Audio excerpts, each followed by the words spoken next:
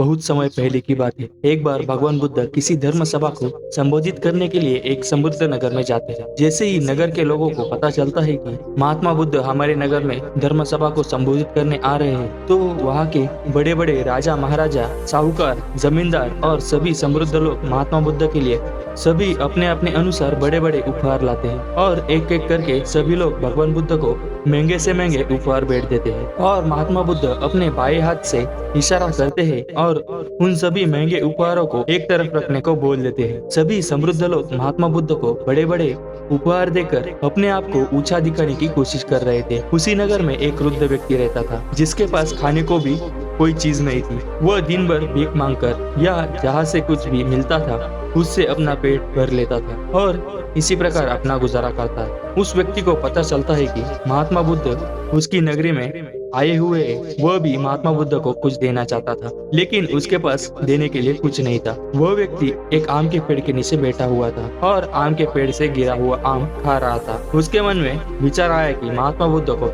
क्यों नहीं ये आधा आम भेंट दिया जाए, और वो व्यक्ति महात्मा बुद्ध के पास जाता है। महात्मा बुद्ध के सम्मुख खड़े होकर उनसे भेंट स्वीकार करने को बोलता है। महात्मा बुद्ध अपने आसन से उठकर अपने दोनों हाथों से उस व्यक्ति का आधा आम भेंट स्वरूप स्वीकार करते हैं। यह सब देखकर बड़े बड़े लोग और महाराजा राजा आश्चर्यचकित हो जाते हैं। वो मन ही मन में सोचते हैं कि हमारे द्वारा बड़े बड़े उपहार दिए हैं, उनके लिए महात्मा बुद्ध खड़े तक नहीं हुए, जबकि इस निर्धर और गरीब व्यक्ति द्वारा दिया गया आधा आम के लिए स्वयं खड़े हुए और अपने दोनों हाथों से भेंट स्वीकार करने लगे। वहाँ बैठे लोगों में एक व्यक्ति खड़ा होता है और महात्मा बुद्ध से पूछता है, हे महात्मा, हमारे द्वारा दिए गए बड़े बड़े उपहारों में आपकी कोई रुचि नहीं है और आपने इस व्यक्ति द्वारा दिया गया आधा आम के लिए स्वयं खड़े हुए और भेंट स्वीकार की है। तब महात्मा बुद्ध कहते हैं, आप इतने समृद्ध हैं, फिर भी आपने अपनी धन दौलत का कुछ ही हिस्सा दिया है, जबकि यह व्यक्ति गरीब है और निर्धर है, फिर भी इसने मुझे अपनी सारी संपत्ति दान कर दी। वास्तव में